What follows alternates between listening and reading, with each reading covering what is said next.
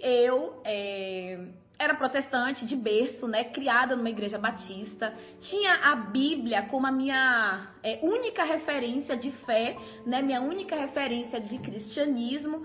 E eu só sabia sobre o cristianismo aquilo que estava na Bíblia, né? Eu já tinha lido a Bíblia de Gênesis, Apocalipse, estava super feliz, eu estava super bem resolvida na minha igreja batista, né? E as coisas começaram a mudar quando um dia, né, o meu marido começou a me fazer perguntas que eu não sabia responder, né, sobre a Bíblia, que era o meu livro de referência. Mas eu sabia que no século XVI tinha surgido um monge, né, que tinha aí se revoltado, né, contra as heresias da Santa Igreja Católica e tinha então decidido retomar a Igreja primitiva, né, que na minha cabeça continuava se reunindo nas casas desde a época de Jesus até Lutero. Eu acreditava que a Igreja Católica tinha sido fundada por Constantino no século IV, né? Então ela era uma igreja pagã desde a sua fundação, e a igreja primitiva tinha continuado se reunindo, né, nas casas, e toda aquela estrutura eclesiástica que a gente vê da Igreja Católica a partir do século IV, entre aspas, não tinha nada a ver com a igreja primitiva, tá? Então, bom, vamos lá. E aí eu perguntei para Marcelo se ele sabia alguma coisa sobre Eusébio de Cesareia, porque eu estava estudando, né, a origem da Bíblia. E ele virou para mim e falou assim, olha, eu tenho esse livro aqui em casa. E aí, então, eu descobri lá na minha prateleira, né, esse livrinho verde aqui, que ele já tinha, acho que há quase 2 anos, e eu nunca tinha percebido, reparado nesse livro aqui. Não acreditei que tinha esse livro em casa. Gente, detalhe, eu não fazia ideia de quem era Eusébio de Cesareia. Eu não fazia ideia do que era patrística, nada. Eu nunca nem tinha ouvido falar no nome patrística, pra vocês terem uma ideia. Eu tava completamente, sabe, eu tava tateando, tava procurando as informações por mim mesma, não procurei ninguém. Eu achava que ninguém mais no mundo seria um protestante que poderia pesquisar alguma coisa desse gênero, né, ou fazer um caminho rumo à Igreja Católica, então eu tudo sozinha. Peguei esse livro aqui e falei, pronto, esse cara aqui explica o Novo Testamento, né? Só que como eu nunca tinha lido nada de Eusébio de Cesareia, o que eu não sabia é que ele não fala só sobre o desenvolvimento do Novo Testamento nos 4 primeiros séculos, porque esse livro aqui, gente, abrange os 4 primeiros séculos da Igreja primitiva, tá? Do século I ao século IV. Então, como eu não sabia nada sobre ele, eu não sabia o que eu ia encontrar aqui, porque olha a grossura do menino, né? É grande, tá, gente? Acho que são 8 livros, em 4 livros que tem aqui, mas ele escreveu 8, né? Então é bem grandinho esse livro aqui. Bom, quem é Eusébio, né? Que aí eu fui descobrir quem efetivamente era Eusébio. Eusébio, ele é considerado o pai da história eclesiástica, ele é chamado de pai da história eclesiástica. Ele nasceu por volta do ano 260, 265, século III, portanto, né? Provavelmente na Palestina, ok?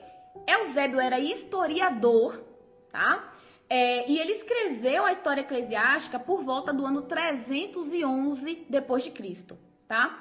Ele foi consagrado bispo da igreja logo depois da paz, que foi estabelecida por Constantino, que Constantino estabeleceu a paz em Roma no ano 311, né? Foi quando cessou as perseguições contra os cristãos, e ele foi o bispo, gente, mais erudito da época. Quando eu comecei a ler esse livro, foi muito interessante. Por quê? Porque Eusébio, ele começa a falar da história eclesiástica a partir do nascimento de Jesus. Então, os primeiros capítulos, o primeiro capítulo do livro aqui, ele é só falando de Jesus, contando a história de quando Jesus nasceu, aí fala dos apóstolos, fala da morte de Cristo, né? Ele começa lá da Bíblia, e eu fiquei, cara, ele tá fazendo um resumo do Novo Testamento, né, do que aconteceu na Bíblia, né? Então, assim, até então, para uma protestante, o cara tá falando dos evangelhos, do nascimento de Cristo, tá tudo bem. Me interessei e falei, vou ler o livro, né? Livro histórico. O que Eusébio vai fazer aqui? Ele vai relatar, né, a sucessão dos santos apóstolos, assim como o intervalo de tempo entre Cristo até o período dele, ok? E ele começa, então, contando o nascimento de Jesus. No livro 2, que está aqui também, ele começa a contar as atitudes dos apóstolos imediatamente posterior à ascensão de Cristo. O que acontece aqui na ascensão de Cristo? A Bíblia, né, o Novo Testamento, as cartas do Novo Testamento não relatam tudo o que aconteceu depois da ascensão de Cristo, né? Depois que Cristo subiu aos céus. Ele ressuscita, passa 40 dias com os apóstolos ensinando mais coisas sobre o reino de Deus, que a gente não sabe o que é, porque os livros, as cartas apostólicas não relatam que ensinamentos que Jesus fez esses 40 dias. E conclui, né? Tem as cartas paulinas e depois você tem o livro de João do Apocalipse, escrito 90 depois de Cristo. Mas vários acontecimentos depois da ascensão de Cristo não são relatados pelas cartas do Novo Testamento. Por quê? Não podemos esquecer que a intenção da Bíblia, né, das cartas que foram escritas que foram reunidas no Novo Testamento, são cartas que tinham como intenção revelar o plano divino de salvação, né? Então, os apóstolos e os escritores dessas cartas foram inspirados pelo Espírito Santo para revelar, né, o plano de salvação divino. A Bíblia, gente, por mais que tenha elementos históricos, não tem como objetivo revelar coisas históricas. Ela revela coisas históricas na medida que ela nos revela o plano de salvação. Isso é muito importante ter em mente, e eu só aprendi isso, ó. E depois que eu já não era mais protestante. Então, olha só, aí o que eu descobri lendo Eusébio? Anotem aí no caderno de vocês. Uma data que eu uso muito como base para ter uma ideia de quando eu tô falando de pessoas apostólicas. O apóstolo João, ele morreu por volta do ano 110 depois de Cristo. Então, uma pessoa que escreve um documento por volta do ano 160, ela está bem ali na era apostólica, tá? A primeira coisa que Eusébio de Cesareia vai relatar aqui é a ascensão do apóstolo Tiago ao episcopado de Jerusalém. Olha, de cara, ele vai falar que o apóstolo Tiago foi estabelecido bispo em Jerusalém. Aí eu já quebrei a minha primeira ideia histórica. Por quê? Quando eu era protestante, eu aprendi que os apóstolos saíram em missão. Depois que Jesus, né, voltou para o céu, os apóstolos saíram aí como missionários pelo mundo, pregando o evangelho. Mas, logo nas primeiras páginas de Eusébio começa a contar uma história completamente diferente.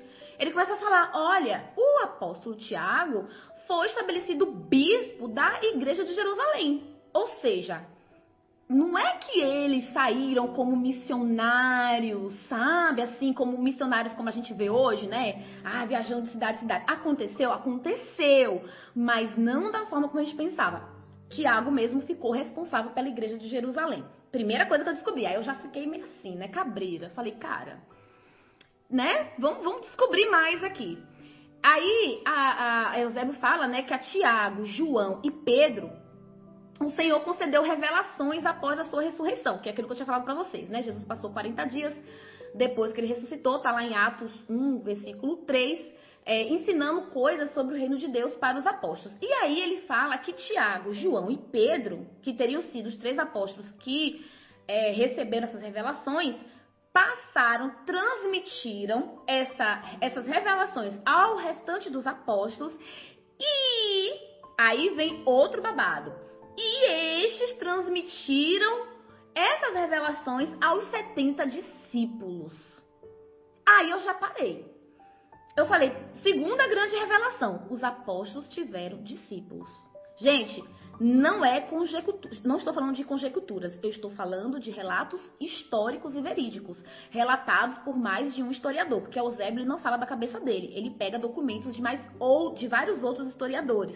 E eu falei, cara, os apóstolos tiveram discípulos. Aí eu já, né, tá. Bom, aí ele vai falar que os judeus desencadearam a grande primeira perseguição aos cristãos lá em Jerusalém, né? Aí ele conta que a fama de Cristo se espalhou rapidamente no Império Romano. E aí ele faz uma outra afirmação que aí vai quebrar já com uma primeira coisa que eu também acreditava. Reparem, tudo que eu tô falando aqui, gente, eu tô falando da minha experiência, tá? Eu, Priscila, numa igreja batista independente no interior da Bahia. Não estou dizendo que a forma como eu aprendi as coisas é igual em todas as igrejas evangélicas. Pelo amor de Deus, tá bom? Bom, eu vou falar o seguinte. Em todas as cidades e aldeias, estabelecia-se grandes igrejas de milhares de homens e fiéis. Eu, na minha cabecinha, na escola bíblica dominical, eu tinha aprendido que a igreja permaneceu se reunindo nas casas durante um longo período. E eu, na minha ignorância, achava, inclusive, que ela continuou. Ela, né, porque como a Igreja Católica surge lá em 311, com Constantino, não poderia ser essa igreja primitiva que estava se reunindo naquelas igrejas. Né? Então, eu me recusava a aceitar isso. Né? Então, eu falava, não, continuaram se reunindo nas casas. Mas logo de cara eu descubro em Eusébio que não, que desde o início, assim que a igreja começou a crescer e a ter um número grande de membros, tipo assim, o evangelho foi muito bem aceito rapidamente e rapidamente os fiéis começaram a elevar templos ao Senhor, né? Então começou a estabelecer grandes igrejas, tá? De milhares de homens e fiéis. E quando ele fala de grandes igrejas, ele não está falando de uma igreja invisível. Ele está falando de uma igreja visível, tá? Templos mesmo, materiais de pedra e tal, ok? E aí ele vai contar sobre Herodes, por exemplo. Quem aqui sabe o que aconteceu com Herodes? A Bíblia não conta, né? O que aconteceu com Herodes, que já estava lá na paixão do Senhor, né? E aí ele vai contar que Herodes foi condenado ao exílio perpétuo com sua mulher Herodíades, né? Por causa de seus numerosos crimes. E ele fala que Herodes morre comido por vermes, inclusive, né? É uma coisa que a Bíblia não relata. Aí ele faz uma outra revelação. Ele fala que Pilatos, né, também lá da paixão de Cristo, acabou se suicidando, ele se matou durante o império do imperador Caio, que depois eu fui descobrir que é o famoso Calígula, né? E eu falei, cara, eu já tinha estudado a história de Calígula, né? E eu falei, meu Deus do céu, velho. E aí pronto, aí já comecei a me apaixonar pela história, porque é história, né? Coisas que você fala assim, meu Deus, nem imaginava que essas coisas tinham acontecido. E de repente um mundo novo começou a se abrir pra mim, porque eu só tinha a Bíblia até então. Eu não sabia o que tinha acontecido logo depois da ascensão de Cristo, essas coisas históricas que a Bíblia não relata. Então eu comecei a ficar apaixonada, né? E aí ele vai, inclusive, relatar como o apóstolo Tiago, que tinha ido para ser bispo da igreja de Jerusalém, ele inclusive vai contar como que Tiago morreu, né? E aí ele vai contar o martírio de Tiago. Tiago foi jogado de cima do templo pelos judeus, né? Porque Tiago se recusava a negar que Cristo era o Salvador, que Cristo tinha ressuscitado e tal. E aí ele relata a morte do outro apóstolo Tiago, que foi decapitado, né? E aí ele conta os detalhes, né? De como que Tiago foi decapitado. E eu achando aquilo o máximo, porque a Bíblia também não dá os detalhes. A gente sabe que Tiago morreu decapitado, mas não sabe os detalhes, ok? Aí ele vai contar a ascensão do imperador Nero ao poder, né? E as perseguições que Nero deu início contra os cristãos, né? Nero foi, assim, um dos maiores perseguidores dos cristãos na Idade Antiga, logo após ali a ressurreição de Jesus Cristo, certo? E aí, né, foi quando aconteceu meu primeiro ponto de virada, assim, que eu comecei a questionar tudo aquilo que eu achava que eu conhecia sobre o cristianismo. Tertuliano, né? Aí Eusébio está usando Tertuliano na sua... o relato de Tertuliano, ele vai falar assim, olha, Tertuliano escreveu o seguinte: foi Nero o primeiro de todos os inimigos de Deus que teve a presunção de matar os apóstolos. Tudo bem. Aí ele fala: foi sobre o reinado de Nero que o apóstolo Paulo foi decapitado em Roma. E ali, igualmente, Pedro foi crucificado. Ah, amiguinhos, vocês querem ver uma pessoa dar pulo dentro do quarto? Fui eu. Por quê? Porque na escola bíblica dominical eu aprendi que Pedro não tinha morrido em Roma. Eu não sei se todo mundo pensava assim. Eu acho que isso é meio loucura. Eu acho que as igrejas reformadas acreditam que Pedro morreu em Roma. Não é possível. Porque isso, tipo assim, depois eu fui ver que todo mundo, todos os pais da igreja, ao longo de 800 anos, repetem a mesma coisa, né? Pedro morreu em Roma. E provavelmente ao mesmo tempo que Paulo. E quando eu li aquilo, eu aprendi na escola bíblica dominical que Pedro tinha morrido num lugar chamado Babilônia, que não era Roma, né? A gente se recusava a dizer que Babilônia era Roma. E aí eu comecei, não, Eusébio, você está mentindo, porque a Bíblia fala que Pedro morreu em Roma, ou morreu na Babilônia. Aí vocês começam a perceber como é complicado você ler a Bíblia quando você não tem o conhecimento histórico, né? Quando você não conhece o contexto, quando você não conhece as palavras que são empregadas na Bíblia, o que elas significam, quando você não sabe exatamente o tipo de escrita dos apóstolos, né? Por exemplo, tem apóstolos que têm uma forma de escrever mais romântica, tem outros que são mais alegóricos. Então, assim, tudo isso eu fui descobrindo depois, certo? E aí eu não, presa à Bíblia, à sola escritura, eu falei, não, ele morreu em Babilônia, né? Mas aí parece que Deus já tinha falado assim, minha filha, você vai tomar lapada tudo de uma vez e vai ser agora. Passei pra frente, outra afirmação, né? Confirmam tal asserção os nomes de Pedro e Paulo até hoje atribuídos aos cemitérios da cidade. Aí pronto, já veio outra afirmação. Os cemitérios da cidade tinham o nome de Pedro e Paulo. E aí eu já bati o pé de novo. Não é! Meu Deus, mas a gente imagina uma protestante que passou 35 anos da vida aprendendo uma coisa, de repente abre um livro de um historiador super renomado, né, da história do cristianismo falar pra você que não, que Pedro morreu em Roma sim, né? E aí daqui a pouco, como ainda não era suficiente, ele cita os lugares onde foram depositados os restos mortais de Pedro e Paulo. E ele fala assim, se você quer, pois, ir ao Vaticano ou à Via Ostiense, encontrarás o troféu dos fundadores da igreja. E aí ele fala dos fundadores da igreja. E aí eu bati o pé de novo, eu falei, o quê? Eu falei, o quê? Quem fundou a igreja? Quem fundou a igreja? Pedro fundou a igreja junto com Paulo, né? Vamos lá. Aí eu falei, mas Pedro morreu na Babilônia. Você não tá entendendo, Eusébio. E aí Eusébio, logo em seguida, relata que Pedro assinalava o nome de Roma com o nome simbólico da Babilônia, conforme ele cita em 1 Pedro, capítulo 5, versículo 13. Capítulo 5, versículo 13. E aí o queixo tá aqui, foi parar cá embaixo, né? A bunda caiu da cadeira. Eu me joguei no chão do quarto e eu falei, né? O nome Babilônia era o nome simbólico que Pedro chamava Roma por causa da prostituição de Roma aos deuses pagãos. E eu não sabia disso porque eu só tinha a Bíblia, né? Eu não tinha tradição. Exatamente, Mari, né?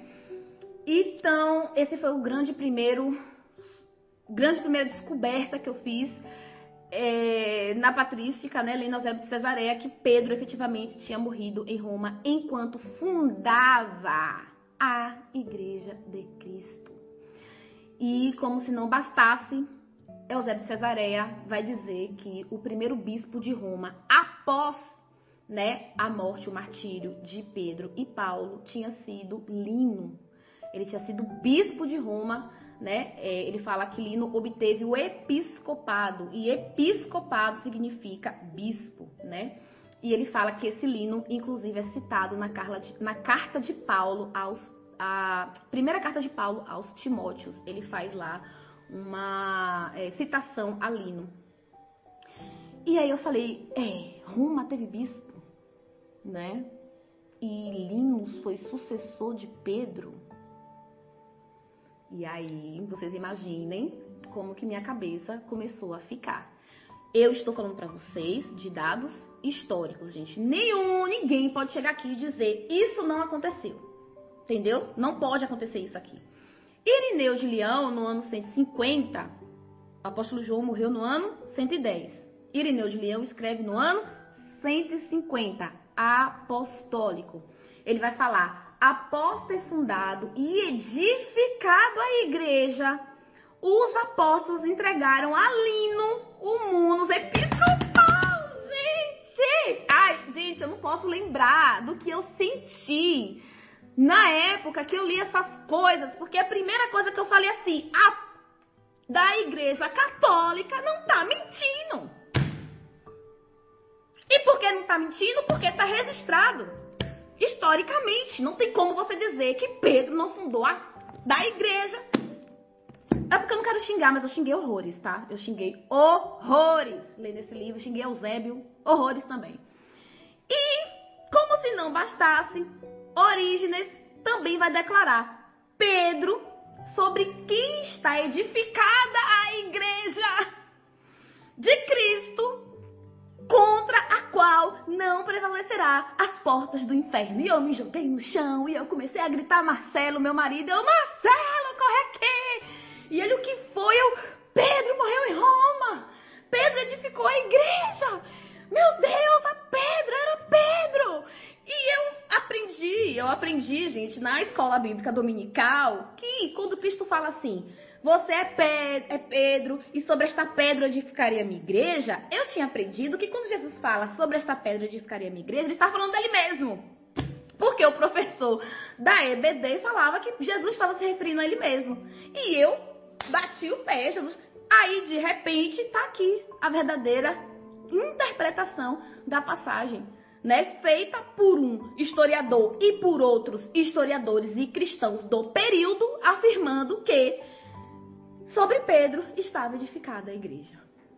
E aí eu olhava para a igreja batista e eu olhava para a igreja católica e eu falava, e agora eu tô me ferrando, né? E continuemos, né? Quem tiver dúvida sobre isso, está lá em Mateus, capítulo 16, versículo 18. Outra coisa, viu, gente? Os pais da igreja têm a característica de fazer todas as confirmações históricas ou teológicas utilizando as sagradas escrituras, tá? Muita gente fala assim, os pais da igreja são doutrinas de homens, o que importa é a Bíblia. Eu vou chegar lá, mas a primeira coisa que eu quero que vocês entendam é, toda a patrística é construída em cima do entendimento dos pais da igreja das sagradas escrituras, tanto do Velho Testamento como do Novo Testamento, ok? Bom, Pedro morreu em Roma, sobre essa pedra edificaria minha igreja, explicadíssimo, não tinha o que questionar. Aí, outra coisa que eu aprendi na EBD foi que os dons e as promessas que Cristo fez para os apóstolos tinham morrido com os apóstolos. Porque quais são as promessas que Cristo faz para os apóstolos? Entre elas, aquilo que perdoares na terra, aquilo que desligares na terra, será desligado no céu. Aquilo que ligares na terra, será ligado no céu. Só uma. Eu acho que essa é a mais importante aí que a gente precisa ter em mente agora. Não, né? Isso não vale mais, porque essa promessa de Cristo foi exclusiva para os apóstolos. E como não havia sucessor apostólico, a gente acreditava no cessacionismo, então essas promessas não valiam mais, ok? Aí eu chego lá em Eusébio de Cesareia e ele fala assim, Lino sucedeu Pedro no munus episcopal de Roma e em seguida ele foi substituído por Anacleto, que teve como sucessor Clemente, que foi o terceiro bispo de Roma, citado por Paulo em Filipenses, capítulo 4, versículo 3. E aí cai por terra o cessacionismo. Gente, isso eu li em uma noite. Vocês não estão entendendo? Eu tô falando pra vocês aqui todas as descobertas que eu fiz em, tipo assim, 1 hora de relógio. 2 horas de relógio. Vocês imaginam como ficou a minha cabeça? Eu já tava me sentindo enganada, traída. Eu já tava questionando Eusébio. Eu tava questionando a Bíblia. Eu já tava questionando todo mundo. Gente, eu já tava lendo no chão. Eu já tava lendo no chão. 35 anos de um aprendizado estava sendo desconstruído literalmente ali na minha frente, enquanto eu lia Eusébio de Cesareia. Aí ele continua. Ele começa a dar uma sucessão apostólica. Ele começa a dizer Lino, Anacleto, Clemente, que foi citado por Paulo em Filipenses, Evaristo, Alexandre. Alexandre é o 5º bispo de Roma, sucessor apostólico, no ano 109. 109 depois de Cristo, eu não tem certo. O apóstolo João morreu bem depois do apóstolo Pedro, então tá certo. Ou seja, o apóstolo João ainda estava vivo, a igreja de Roma já tinha tido seu 5º bispo. Só pra vocês terem uma ideia, Alexandre. Aí depois teve Xisto e assim vai. A live ficará gravada, gente. Então, olha só. Aí o que Eusébio vai falar? A pregação dos apóstolos ressoava-lhes ainda no ouvido. Ele está falando dos bispos de Roma, sucessores de Pedro.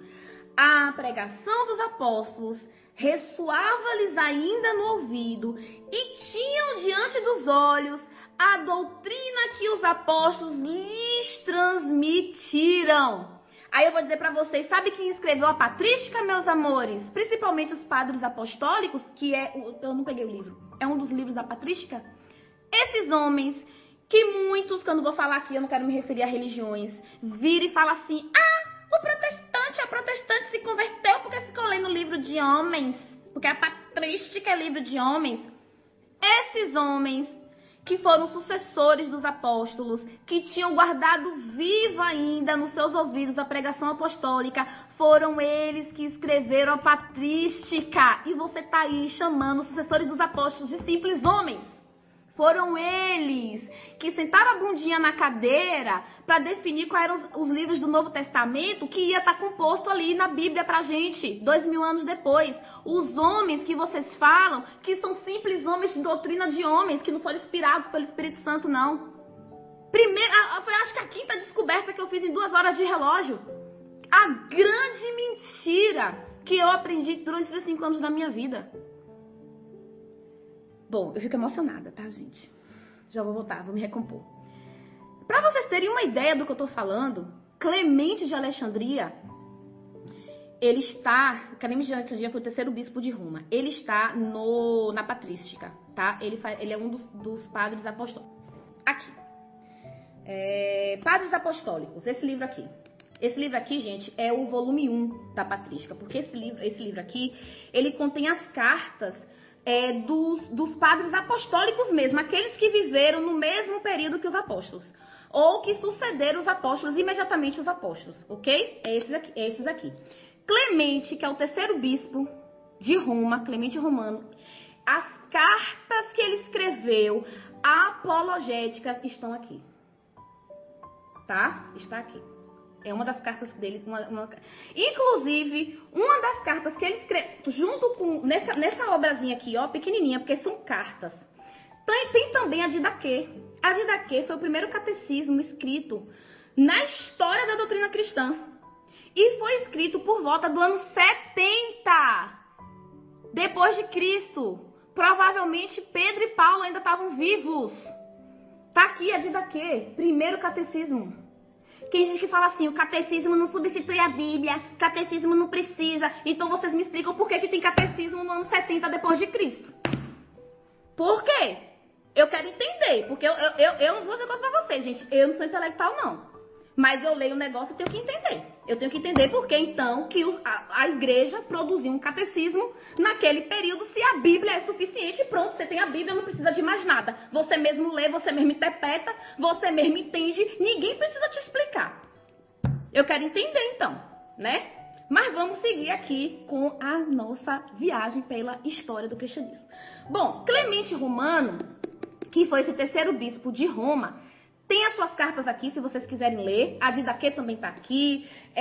Policarpo, que eu vou falar sobre ele, também está aqui. Inácio de Antioquia também está aqui. Gente, sucessores dos apóstolos, discípulos dos apóstolos, tá? Foi esses caras que o povo aí fora chama de homens qualquer. Ah, você segue doutrinas de homens. É só esses homens de que eu tô falando aqui. Gente, as cartas de Clemente eram lidas em todas as igrejas da época.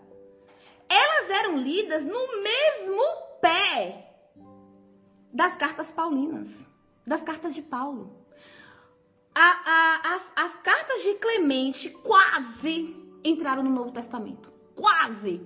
Se você não sabe como é que é a história do Novo Testamento, eu vou fazer uma série de aulas só sobre isso. Quase entraram. Só para vocês terem uma ideia.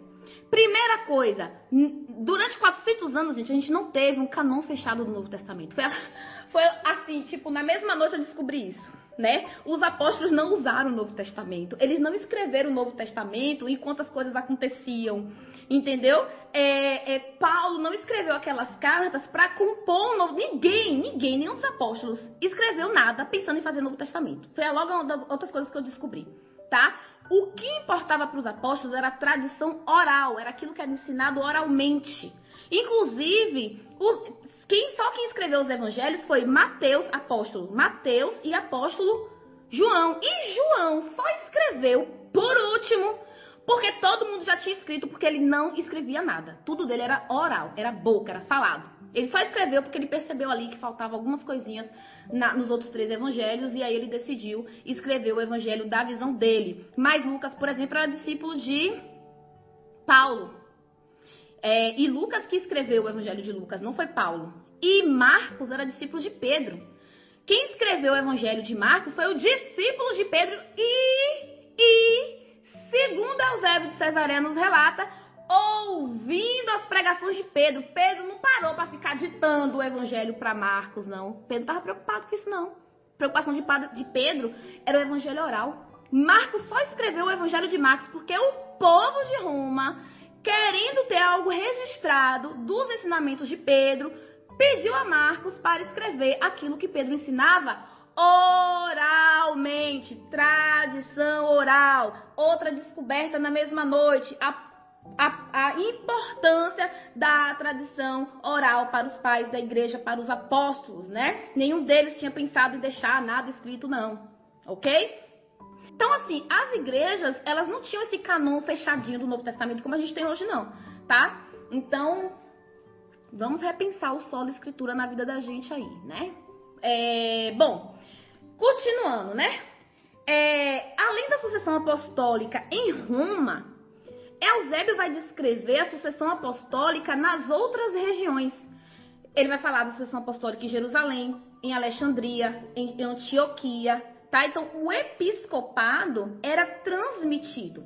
Então, pronto, sucessão apostólica garante a continuidade das promessas de Cristo. O que esses homens ligassem na terra estaria ligado no céu, o que eles desligassem na terra estaria desligado no céu, e esse poder, esse dom dado por Cristo aos pais da igreja, no caso aos apóstolos primeiramente, continuavam sendo passados então de sucessão em sucessão através dos discípulos dos apóstolos, que também por sua vez tinham discípulos, ok? Em 180 depois de Cristo, gente, Irineu ele narra essa sucessão apostólica também. E ele vai fazer isso muito antes de Constantino. Constantino se tornou imperador por volta do ano 300 e pouco. E a igreja já está relatando a evolução de uma igreja que não era só invisível, ou seja, só composta por o corpo místico de Cristo. Os relatos do desenvolvimento de uma igreja visível. E o que é uma igreja visível? É uma igreja que tem templo, é uma igreja que tem hierarquia, é uma igreja que tem sacerdote, é uma igreja que tem clero. É isso que eu descubro em Eusébio de Cesareia. A gente vai ver as semelhanças, né? Para tirar as últimas dúvidas sobre se essa igreja era católica ou não. E a igreja é chamada de católica. A católica era universal. Significava universal, mas era o nome da igreja instituição também, tá, meus amores? Não tem outra. Era o nome da instituição. Igreja Católica. Ok? Bom, e outra coisa que me chamou a atenção foi que, tudo bem, Roma tinha bispo, mas Alexandria também tinha, Antioquia também tinha, Jerusalém também tinha. Entretanto, você percebe muito claramente que todos os pais da igreja, inclusive Eusébio de Cesareia, dá uma atenção especial à igreja de Roma. Todas as decisões que eram tomadas passavam pela igreja de Roma, sabe?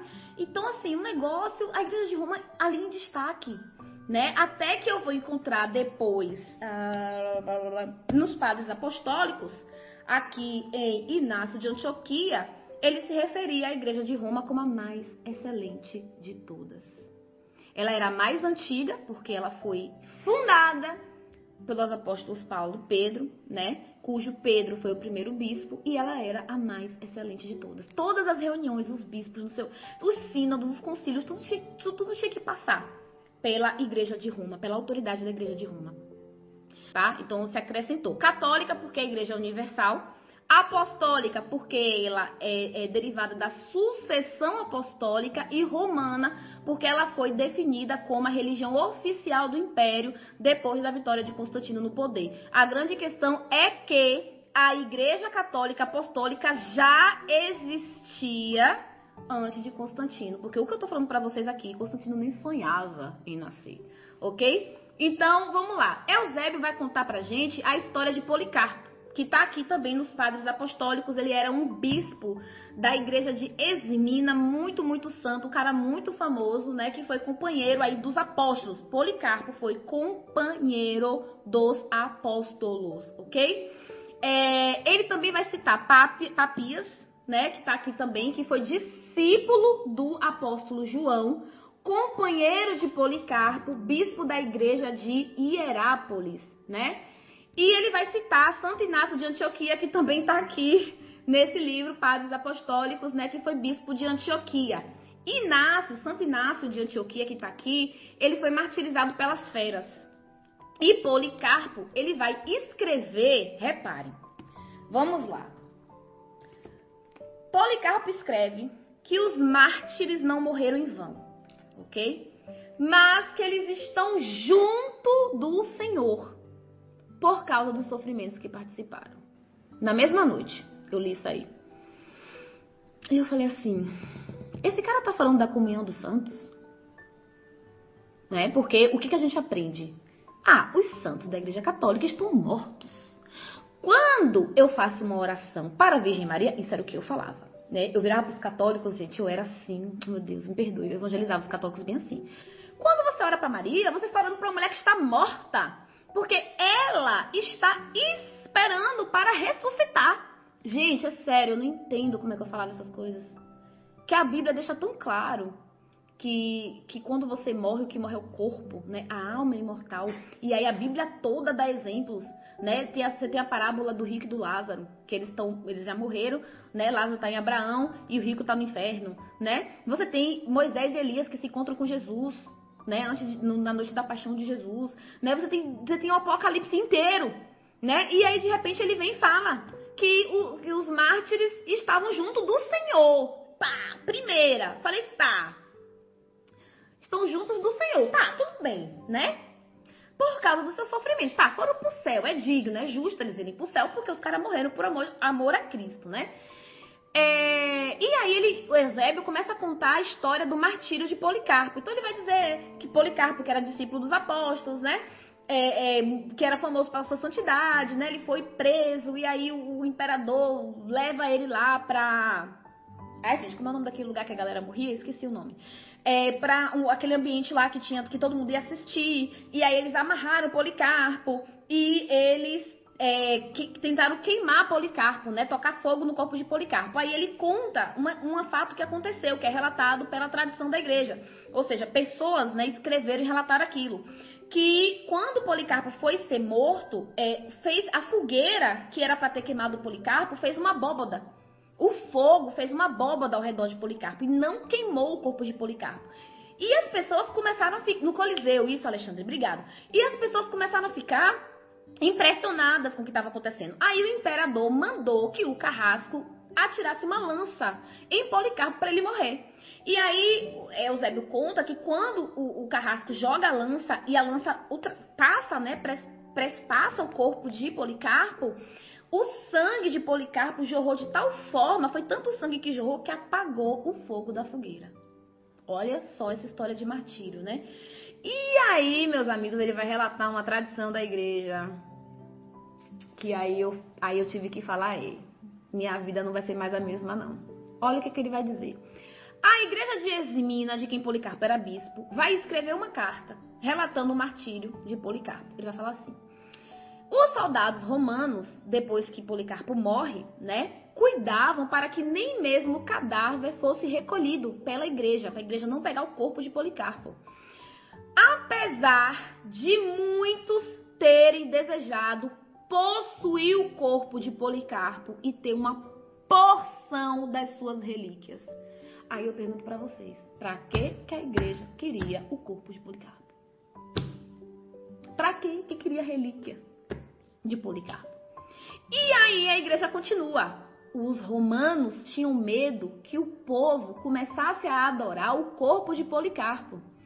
Mas eles ignoravam. Gente, não sei o que eu tô falando, não.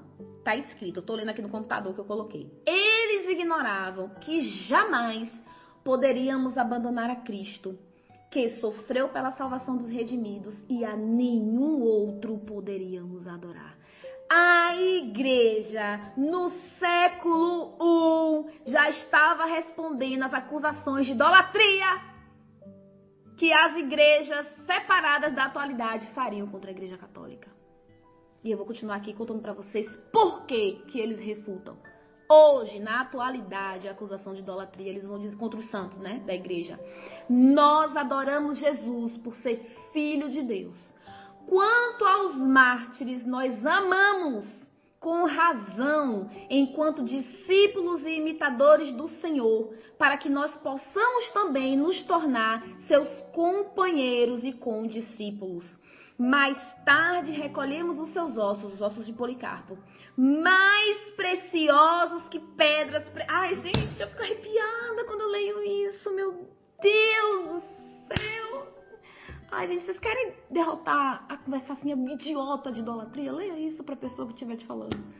Mais tarde recolhemos os ossos mais preciosos que pedras preciosas e de grande valor e mais valioso que o ouro, e o depositamos em lugar adequado. E quando o Senhor nos permitir e quando for possível, ali nós nos reuniremos a fim de celebrar o natalício de seu martírio em memória daqueles que nos precederam na luta.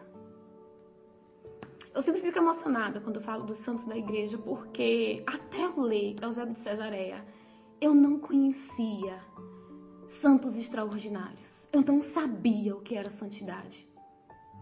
E quando eu vi quem eram os mártires e por que a igreja guardava o corpo desse povo e se reunia diante do corpo para celebrar e comungar o corpo do Senhor, eu entendi. Porque esses caras foram extraordinários. Gente, a gente não sabe o que é santidade. A gente não faz a menor ideia do que é ser santo. E aí, eles relatam milagres que continuaram acontecendo através do corpo dos mártires, das relíquias, né? Porque esses homens, esses mártires, eles foram tão santos em vida, que o dom do Espírito Santo, que atuava através deles, continuava atuando depois que eles morriam. Vocês estão entendendo o que eu estou falando aqui para vocês? Policarpo continua fazendo milagre depois de morto. Não é Policarpo que está fazendo milagre, obviamente. O Espírito Santo que habita no corpo desse homem continua fazendo milagre. É dessa santidade que eu nunca tinha ouvido falar que eu vou começar a conhecer na patrística. E eu vou me apaixonar por essa santidade, por esse santo. E aí Eusébio começa a relatar uma série de martírios. E, gente, vocês precisam ler, porque eu chorei. Por isso que eu tô emocionada. Porque, assim, quando você começa a ler a história dos mártires, você chora. O que esses homens sofreram por amor a Cristo, sinceramente, eu nunca tinha ouvido falar. Eu não achava que era possível. Vou continuar aqui com uma outra história que eu acho muito importante falar, porque vai dar um bom entendimento da veneração dos santos que a igreja naquele período já praticava. E ele conta a história de Potamiena, né, que era uma virgem. Aí eu descobri, gente, o celibato, né? Porque existe uma conversa de que os padres, né, e as freiras não se casam por causa do que a igreja que impõe, né, a igreja católica que impõe. Cara, numa noite eu descobri que o celibato era praticado livremente pelos cristãos. Eles escolhiam o celibato. E tem uma virgem chamada Potamiena, que ela vai ser martirizada, né? Ela é cristã, ela tinha se dedicado a sua virgindade a Cristo, era celibatária. E uma das coisas que os soldados romanos faziam era tentar estrupar as mulheres virgens, as cristãs que eram virgens, né? Antes de matá-las. E ela lutou bravamente para não ser estuprada e, por fim, ela conseguiu não ser estuprada e ela foi consumida pelo fogo. Ela foi morta queimada. E ela tinha um companheiro, que eu esqueci o nome dele agora, que estava com ela durante todo esse processo, né, um rapaz, e ela o tempo todo incentivando esse rapaz, não desista, não negue a Cristo, porque eles tentavam fazer com que essas pessoas, que os cristãos negassem a Cristo e adorassem os deuses romanos.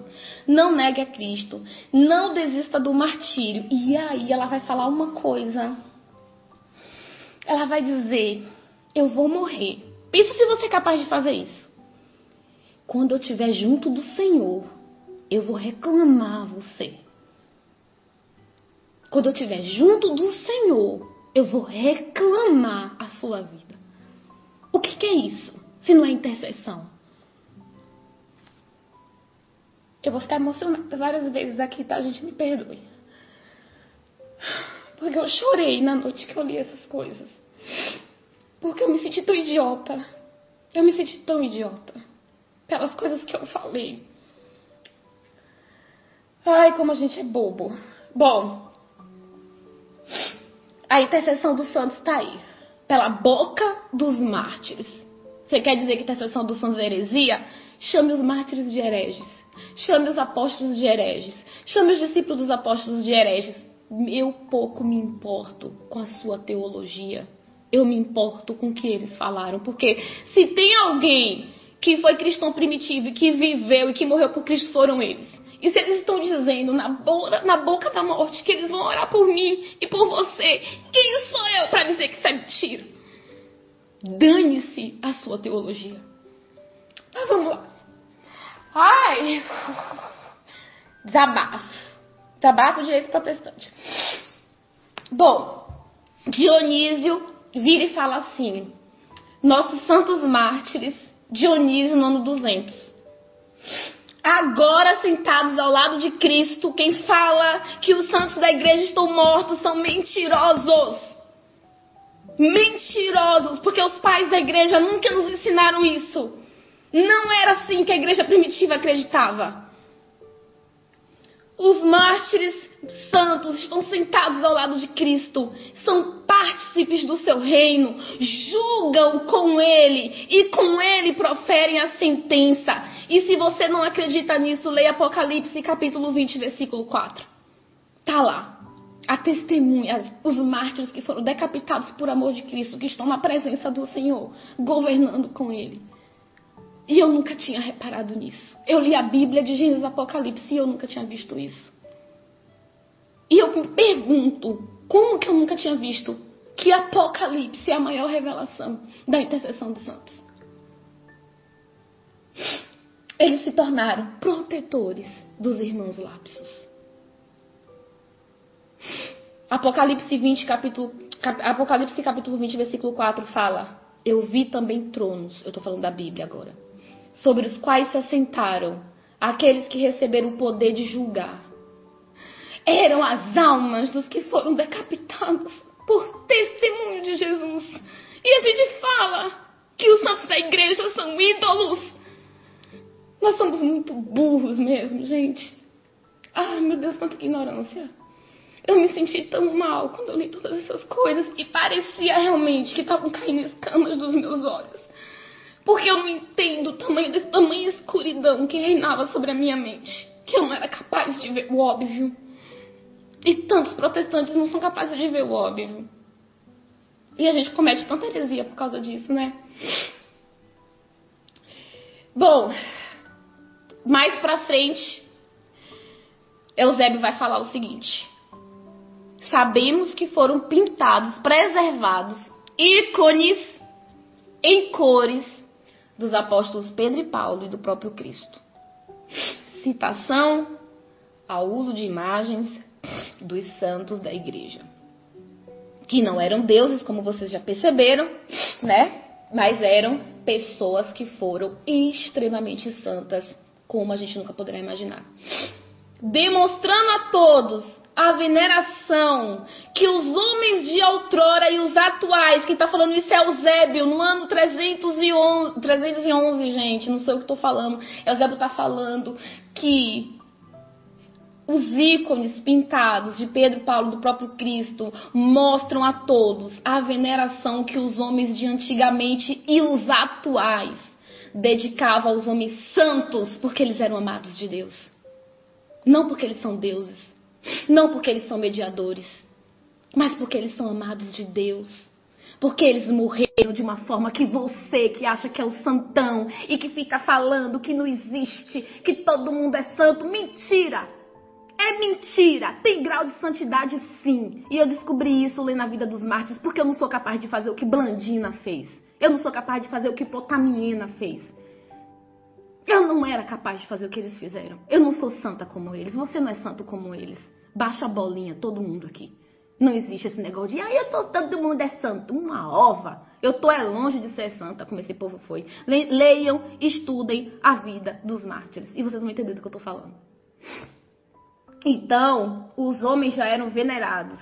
Os santos eram venerados, não adorados. Existe uma diferença muito grande entre adoração e veneração. Venerar é honrar, tá? A igreja fazia festas, fazia celebrações na data do martírio de cada santo para celebrar o amor de Cristo e o amor que essas pessoas extraordinárias tiveram por Cristo em terra. E para recorrer à intercessão deles, porque eles estão na glória, ao lado de Deus, clamando, julgando, junto do Senhor, o povo aqui na terra. Está em Apocalipse 20. Bom, semelhanças com a Igreja Católica Apostólica Romana, que eu encontrei lendo Eusébio de Cesareia. Primeiro, Eusébio relata as primeiras liturgias cristãs da época, ok? E como é que eram essas liturgias? Estou falando de era apostólica. Nas reuniões, os fiéis cantavam salmos e todos escutavam em silêncio o salmo, recitando somente as últimas palavras do salmo. Alguém me diz qual é a igreja que em todas as reuniões cita os salmos, canta os salmos, e depois a Assembleia só participa no verso? Eu não conheço nenhuma outra além da Igreja Católica Apostólica Romana, né? E a Igreja Primitiva fazia dessa forma. Outra coisa, né? A Igreja realizava sínodos e assembleias de bispos para tratar de assuntos que surgiam, né? Ao longo da história, e todos de comum acordo. O sínodo publicava de comum acordo como a igreja deveria tratar as questões em todos os lugares igualmente. A atitude da igreja era igual em qualquer lugar da terra. Aonde houvesse uma igreja católica, todo o procedimento era o mesmo. A liturgia era igual, as adorações eram igual, os dias de adoração, os dias de festa, até o dia da Páscoa era tudo igual. Se a celebração da Páscoa era no dia 13 de abril, era no dia 13 de abril para todo mundo. Unidade. A igreja em todos os lugares cria exatamente nas mesmas coisas. Me perdoe, mas eu não conheço outra igreja, a não ser a Católica Apostólica Romana, que luta até os dias de hoje para manter a sua unidade. Nenhuma outra denominação evangélica consegue fazer isso. Até porque o protestantismo em si é feito de mais de 4.000 denominações, óbvio que não há unidade aí, né? Outra coisa, consagração da virgindade a Cristo, tanto de mulheres quanto de homens. A adoção do celibato já era praticada pelos cristãos da época, né? Então, qual é a única igreja que ainda tem as consagrações de virgindade a Cristo, né? E cujo os sacerdotes são celibatários. Não porque a igreja assim determinou, mas porque assim se estabeleceu entre os próprios cristãos desde o início da era apostólica. Igreja Apostólica Romana, gente, não existe outra igreja cristã que faça a mesma coisa. Eu não conheço. Eu nunca vi consagração de virgindade numa igreja batista, né? Outra coisa, os bispos eram eleitos após eleição, né? Ao estarem reunidos todos os irmãos para a eleição de quem devia assumir o episcopado. Entre os discípulos dos bispos, né, quando ia haver a sucessão apostólica, reunia-se então os discípulos, né, daquele bispo, e se fazia a eleição de quem iria substituir o bispo daquele período que ia sair, né, ou que morreu, ou que enfim. Eu não conheço nenhum outro lugar em que isso aconteça, a não ser na Santa Igreja Católica Apostólica Romana até os dias de hoje. Uma pessoa só se tornava sacerdote depois que o bispo, ou seja, para virar padre, tá? A pessoa só podia virar padre ou sacerdote da igreja depois que o bispo impunha as mãos. Não se podia ordenar ninguém ao sacerdócio se não fosse pelo bispo. Eu tô querendo procurar uma igreja aí que não seja católica que faça isso, né? Até tem, né? Eu acho que a anglicana faz isso aí. Mas não não existe sucessão apostólica, né? Porque não se esqueça, os bispos são sucessores apostólicos. Então, na Igreja Católica Apostólica Romana, os bispos são sucessores de algum dos apóstolos. Só você perguntar, bispo, só é sucessor de qual apóstolo? Ele vai saber dizer aí pra você sobre qual sucessão ele foi estabelecido bispo. Isso só existe na Igreja Católica, tá? A existência de exorcistas. Ao contrário do que muitos fazem por aí, onde qualquer um é sacerdote, logo, portanto, qualquer um pode expulsar demônios, né? Qualquer um pode fazer essas coisas. Desde aquele período da igreja primitiva, existia a existência de exorcistas, né? O exorcismo não era feito por qualquer cristão, mas por pessoas preparadas e designadas para tal. Qual é a igreja que até hoje mantém, né, os exorcistas, que só pode fazer exorcismo através do exorcista, a única pessoa autorizada para tal? A Santa Igreja Católica Apostólica Romana, né? Citação de confissão e penitência, né? Eusébio conta um tal de Filipe que, ao pedir para participar da celebração da Páscoa, ele não podia participar até que ele se confessasse e pagasse a sua penitência. Sacramento da confissão, amiguinhos. Na igreja primitiva, temos, né? Qual é a única igreja, gente, que tem confissão e penitência? Até os dias de hoje, né? A Igreja Católica Apostólica Romana. A Eucaristia era ministrada aos doentes no leito de morte, né? Quem é que faz isso até hoje? Igreja Católica. Havia uma escola catequética da fé sagrada. Uma referência explícita ao Santo Magistério. Tá? A igreja sempre teve uma escola catequética. Então, não existia isso de pegar a Bíblia e sair lendo e cada um ir interpretando. Não, meu amor. Nunca foi assim. Tá? A igreja, ela tinha um corpo de magistério que era composta por bispos, por doutores da fé, por teólogos, por filósofos que faziam toda a interpretação das Sagradas Escrituras, né, que desenvolviam a doutrina cristã, e era essa interpretação que era passada e ensinada para a igreja, para toda a igreja. Não existia isso de, batiza criança aqui, aí o outro não, aqui só batiza adulto, batismo de criança não existe. Não existia isso. Ou a igreja acreditava em uma coisa ou não acreditava. Não existia isso de, a igreja de Jerusalém pensa assim, a igreja de Éfeso pensa assado. Não. Todo mundo pensava da mesma forma, ok? Porque existia um magistério da igreja, como existe até hoje na Santa Igreja Católica. E, por último, os cristãos ilustres, né, que eram os grandes santos e mártires, eles eram comemorados, como eu falei para vocês, nas comunidades. Então, cada comunidade tinha os seus santos, os seus mártires, né? E as datas de suas mortes eram celebradas, né? Então, nós temos aí o calendário litúrgico na Santa Igreja Católica que faz isso até os dias de hoje. A gente celebra os dias, né?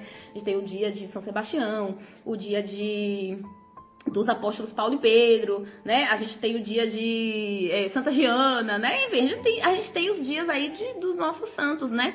E essa é uma tradição que acontece na igreja, então, desde a época da igreja primitiva, ok? Bom, gente, o que eu aconselho para quem quer começar a ler a história a patrística? Comecem por esse livro aqui, tá? Comecem pela História Eclesiástica, ele é o volume 15 da patrística.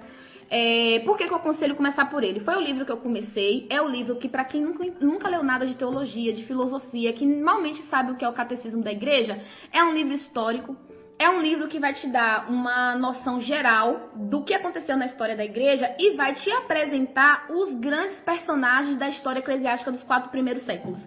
Por exemplo, quando eu li Eusébio de Cesareia, eu já sabia quem eram os padres apostólicos, entendeu? Quando eu peguei os padres apostólicos para ler, eu já sabia quem era Clemente Romano, já sabia que ele tinha sido o 3º bispo, já sabia quem era Inácio, como é que ele tinha morrido, já sabia quem era Policarpo. Então foi muito importante eu ter lido primeiro Eusébio de Cesareia. Com ele também, eu já tive acesso a algumas teologias de Irineu de Leão, que é o bispo da igreja de Leão do século II, que ele viveu antes de Eusébio. Eusébio é do século IV, Irineu do século II. Só que Eusébio já fala algumas coisas da teologia de Irineu, entendeu? Então, assim, Para você já ir mais ou menos sabendo quem são as pessoas, eu aconselho que vocês comecem com a História Eclesiástica, que é um livro histórico, não tem grandes dificuldades teológicas, né? É fácil, então assim, é muito simples. Qualquer pessoa que não tem o hábito, nunca leu a patrística, não vai ter dificuldades, tá bom? Gente, é isso. Muito obrigada a vocês que ficaram aqui, espero que vocês tenham entendido. Muito obrigada, boa noite e fiquem com Deus.